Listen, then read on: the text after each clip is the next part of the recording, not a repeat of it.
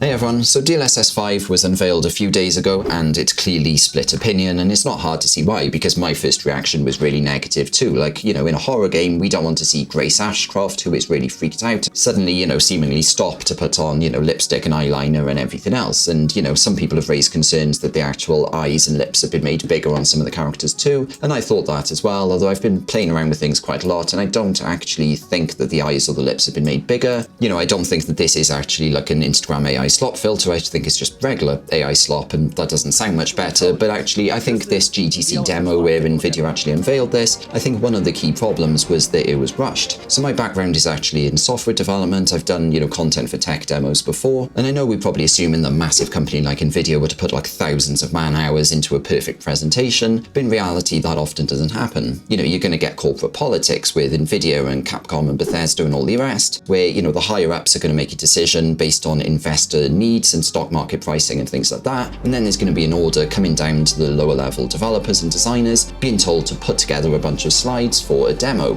And then we end up with something like this, where a character who you could recognize based on a real person now isn't as recognizable due to the changes. And yeah, that is kind of my big concern with this DLSS 5 unveiling, is that I think it was very rushed. And I'm not saying any of this to defend NVIDIA or anything else, but, I just think that often what happens is, someone gets an idea in their head, like Jensen Huang, who runs NVIDIA, and then, the lower level people have had to actually try and make something good, even though clearly DLSS 5 isn't ready. It's actually due to be released at the end of this year. I mean, they say fall 2026, but in reality, that could mean like sometime in November. And remember that NVIDIA still haven't released Reflex 2, which was promised like start of last year. So I'm personally not holding out much hope that actually DLSS 5 as it was demoed here will actually end up, as something we can play in like 6 months time or something like that, especially because it's currently running on 2 RTX 5090s, which means they might require 64 gigabytes of VRAM.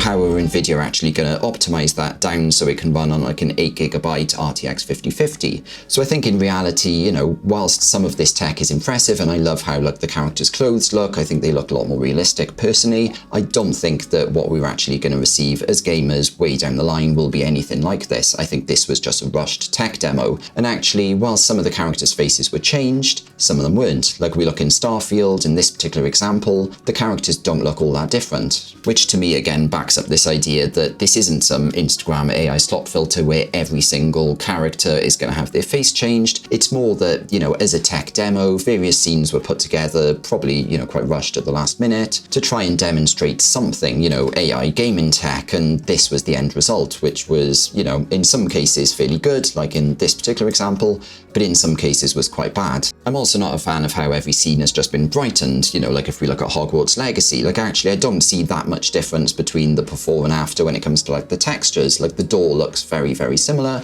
but just the entire scene has been lightened, which again, it's a bit annoying. They've done that. They've just raised the shadows and the highlights and added a bit more color vibrancy. And we can see that as well with Zora. Like when we actually go to the fruit one, I don't see that much change in the actual detail. I mean, some things have changed and some of the wood textures do look a bit better in the stone, but then that's going to be a double-edged sword. And, there's various examples out there of things that have regressed. In Resident Evil Requiem, you've got less lighting actually coming from the shop window, and Assassin's Creed looks worse as well. And there's loads of other examples where things have just, regressed a little bit due to DLSS 5, being demoed. But I think in general, we do want photorealism as gamers. Like, not every gamer, like obviously, some people like indie games and things like that. But I think back to like, Crysis when that was released, like a big selling point of that was how photorealistic it looked. And nowadays when you've got like AAA games coming out that push the boundaries of graphical development and rendering and things, often people comment on how photorealistic things looked. So I think many gamers, including myself, do want like photorealism in games.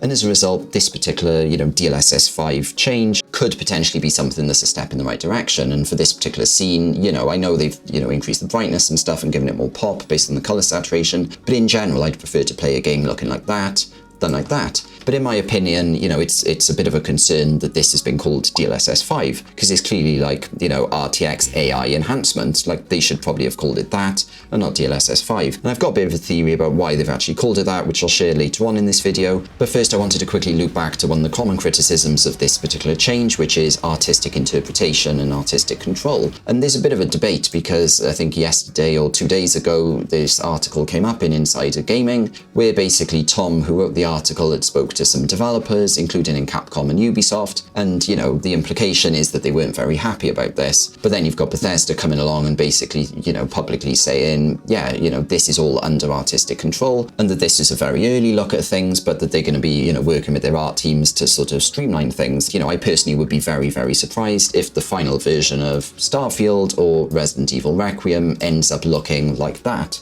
Like, I do not think that's going to happen. I think a lot of this is going to be fixed and optimized away. Optimized might actually be the wrong word there, but I think just in general, no one's going to want to play a game that looks like this, where it's clearly sort of fake according to the context, because you're not going to have Grace Ashcroft, you know, who's really scared and being hunted by a monster. You're not going to have her, you know, slap on makeup in the middle of being, you know, killed by monsters. In general, though, changing character faces in general is going to be, I think, quite a bad idea. Like, us humans are obviously going to interact with people's faces a lot, and, you know, anytime there's a change to that, it's going to sort of really bug us, especially when it's really stark, like we've seen in Hogwarts Legacy. Like, the particular one of the old woman is just, it's creepifying, you know. And actually, one of my favourite games is Final Fantasy X, and there was actually a change in the characters' faces between the original PS2 art and the HD remaster version, and a lot of fans were not happy about that change at all, especially when it came to, like, making the eyes bigger and the lips looking more, you know, attractive and things like that. A lot of us, you know, Final Fantasy fans were not happy with those changes, and so, you know, it's no surprise, in my opinion, that so many people have felt so angry at this DLSS 5 unveiling. It's just like a backward step. But again, I think this comes back to not defending NVIDIA, but I think this was a rushed tech demo on a technology that's realistically at least 9 months away, especially because this is currently only able to run on 2 RTX 5090s. In other words, it requires a massive amount of processing power, it requires up to 64 gigs of VRAM, and most people don't have that. You know, even if you've got a 5070 Ti or a 5080, you're only going to have 16 gigs of VRAM, which is nowhere near what this current model is running on. And I think actually that's why this is actually called DLSS 5 and not like RTX AI Enhanced or something, because I think that when this is actually delivered, there is no way that NVIDIA will be able to pack all of this tech and this photorealism enhancement and stuff onto like an 8 gig card or a 16 gig card. I think NVIDIA are going to need to optimize this so much and pack it down so much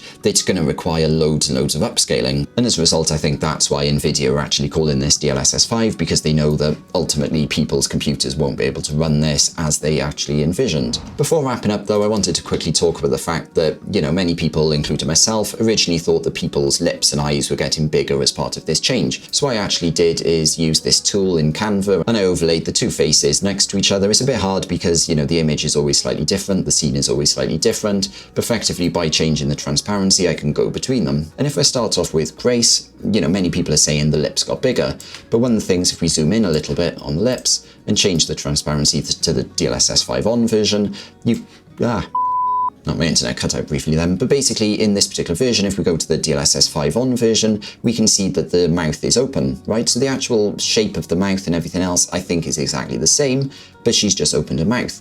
Same as the eyes, you know, at first I thought they definitely got bigger, but I think in general it's just a different scene, and also the contours of the eyes and the eye lines above the eyes and things have got a bit more prominent, and I'm not a fan of any of these changes. Like, I'd prefer to play the game like this, like I'm playing Resident Evil Requiem. I have no issues with the way the characters look in this, but just in general, people are saying, you know, the lips and the eyes have got bigger, and I don't think that's the case. Like, if we look at Starfield as well, I think in general, the eyes haven't got bigger. Again, it's just there's like eyeliner on this one, and, you know, the line above the eyes look bigger and you know, more textured and stuff compared to this one, which makes the eyes look more prominent. That's my own opinion, but please do leave your comments and thoughts down in the comments. And if you enjoyed this video, please click the thumbs up button and please subscribe to see more videos like this. Thanks for watching.